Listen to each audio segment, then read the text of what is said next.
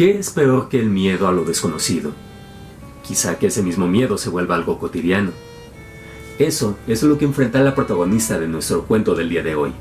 En El huésped, de la autora mexicana Amparo Dávila, nuestra protagonista es forzada a vivir con una presencia, con un ser extraño, del que nosotros como escuchas o lectores nunca sabemos demasiado, y esto magnifica la sensación de peligro. Sin embargo, para la protagonista, esta situación no puede seguir más.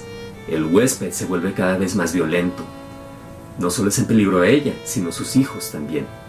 Así que, ¿qué es lo que hará ella? Acompáñame para descubrirlo, y enfréntate también en carne propia al huésped. Nunca olvidaré el día en que vino a vivir con nosotros. Mi marido lo trajo al regreso de su viaje.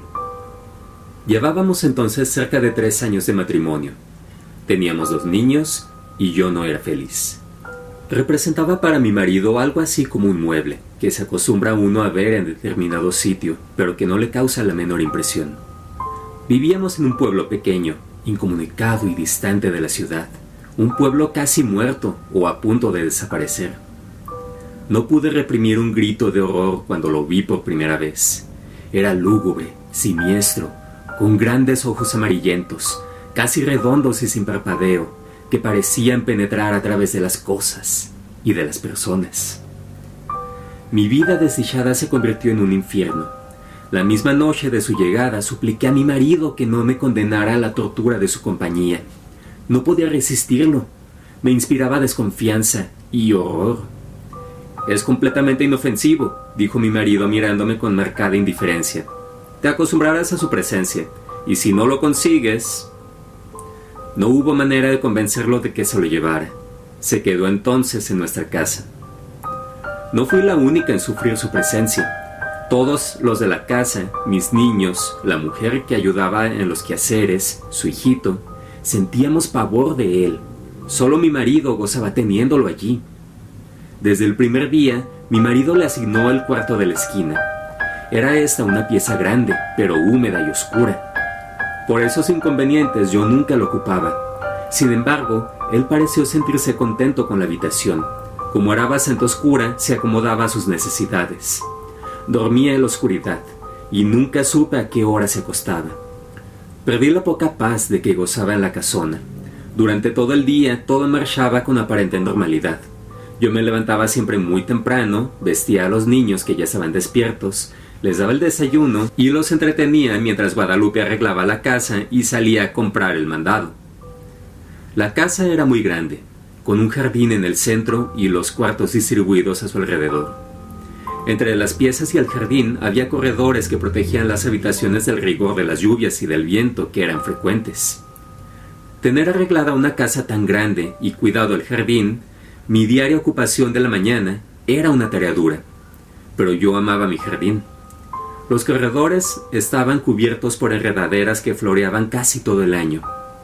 Recuerdo cuánto me gustaba, por las tardes, sentarme en uno de aquellos corredores a coser la ropa de los niños, entre el perfume de las madreselvas y de las bugambilias. En el jardín cultivaba crisantemos, pensamientos, violetas de los Alpes, begonias y heliotropos. Mientras yo arreglaba las plantas, los niños se entretenían buscando gusanos en las hojas. A veces pasaban horas, callados y muy atentos, tratando de coger las gotas de agua que se escapaban de la vieja manguera. Yo no podía dejar de mirar, de vez en cuando hacia el cuarto de la esquina. Aunque pasaba todo el día durmiendo, no podía confiarme. Hubo veces que, cuando estaba preparando la comida, veía de pronto su sombra proyectándose sobre la estufa de leña. Lo sentía detrás de mí. Yo arrojaba al suelo lo que tenía en las manos y salía de la cocina corriendo y gritando como una loca. Él volvía nuevamente a su cuarto, como si nada hubiera pasado. Creo que ignoraba por completo a Guadalupe. Nunca se acercaba a ella ni la perseguía. No así a los niños y a mí.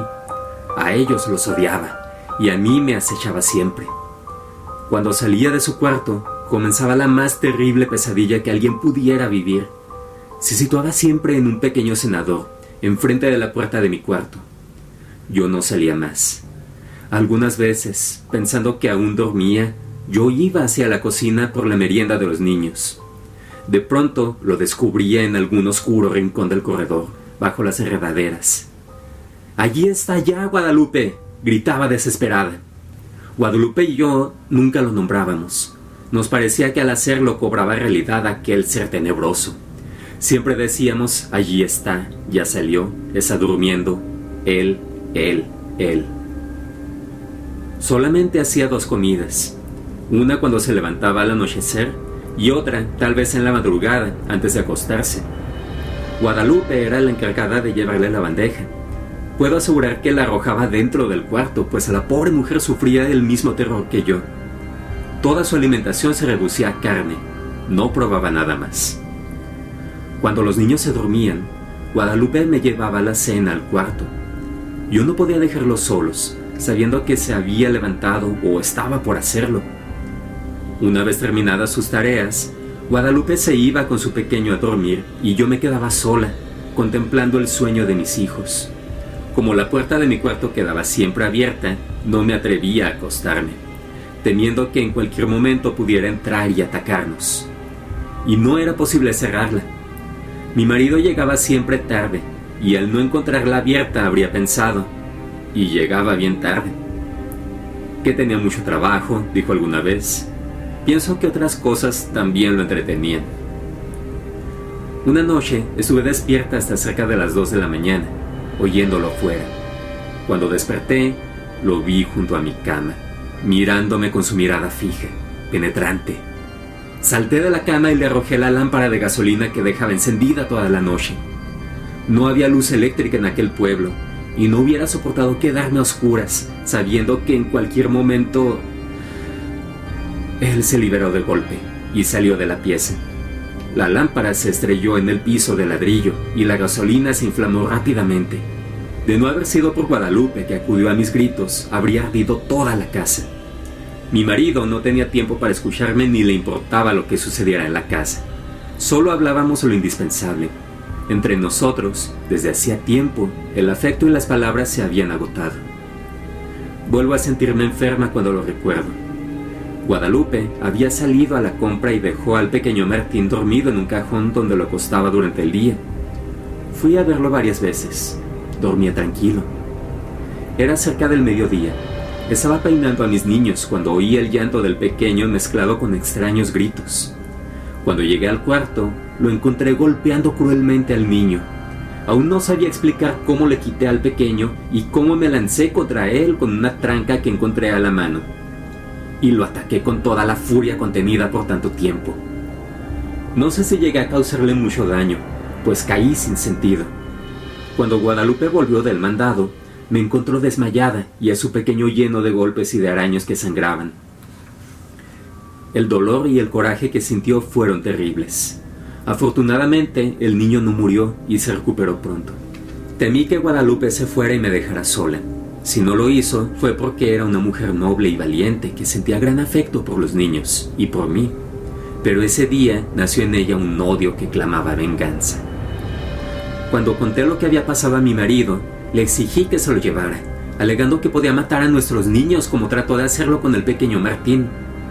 Cada día estás más histérica. Es realmente doloroso y deprimente contemplarte así. Te he explicado 1000 veces que es un ser inofensivo. Pensé entonces en huir de la casa, de él. Pero no tenía dinero, y los medios de comunicación eran difíciles. Sin amigos ni parientes a quienes recurrir, me sentía tan sola como un huérfano. Mis niños estaban atemorizados, ya no querían jugar en el jardín, y no se separaban de mi lado. Cuando Guadalupe salía al mercado, me encerraba con ellos en mi cuarto. Esta situación no puede continuar, le dije un día a Guadalupe. Tendremos que hacer algo y pronto, me contestó. Pero, ¿qué podemos hacer las dos solas? Solas, es verdad, pero con un odio. Sus ojos tenían un brillo extraño. Sentí miedo y alegría a la vez.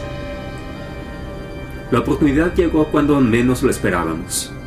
Mi marido partió para la ciudad a arreglar unos negocios. Tardaría en regresar, según me dijo, unos 20 días. No sé si él se enteró de que mi marido se había marchado, Pero ese día despertó antes de lo acostumbrado y se situó frente a mi cuarto. Guadalupe y su niño durmieron en mi cuarto y por primera vez pude cerrar la puerta.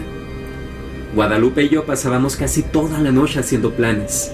Los niños dormían tranquilamente. De cuando en cuando oíamos que llegaba hasta la puerta del cuarto y la golpeaba con furia. Al día siguiente dimos de desayunar a los 3 niños y para estar tranquilas y que no nos estorbaran nuestros planes, los encerramos en mi cuarto. Guadalupe y yo teníamos muchas cosas por hacer y tanta prisa en realizarlas que no podíamos perder tiempo ni en comer. Guadalupe cortó varias tablas, grandes y resistentes, mientras yo buscaba martillos y clavos. Cuando todo estuvo listo, llegamos sin hacer ruido hasta el cuarto de la esquina. Las hojas de la puerta estaban entornadas. Conteniendo la respiración, bajamos los pasadores. Después cerramos la puerta con llave y comenzamos a clavar las tablas hasta clausurarla totalmente. Mientras trabajábamos, gruesas gotas de sudor nos corrían por la frente. No hizo entonces ruido, parecía que estaba durmiendo profundamente. Cuando todo estuvo terminado, Guadalupe y yo nos abrazamos llorando. Los días que siguieron fueron espantosos. Vivió muchos días sin aire, sin luz, sin alimento. Al principio golpeaba la puerta, tirándose contra ella, gritaba desesperado, arañaba. Ni Guadalupe ni yo podíamos comer ni dormir. Eran tan terribles esos gritos. A veces pensábamos que mi marido regresaría antes de que hubiera muerto. Si lo encontrara así... Su resistencia fue mucha. Creo que vivió cerca de 2 semanas. Un día ya no se oyó ningún ruido, ni un lamento. Sin embargo, esperamos 2 días más antes de abrir el cuarto. Cuando mi marido regresó, lo recibimos con la noticia de su muerte repentina y desconcertante. Fin.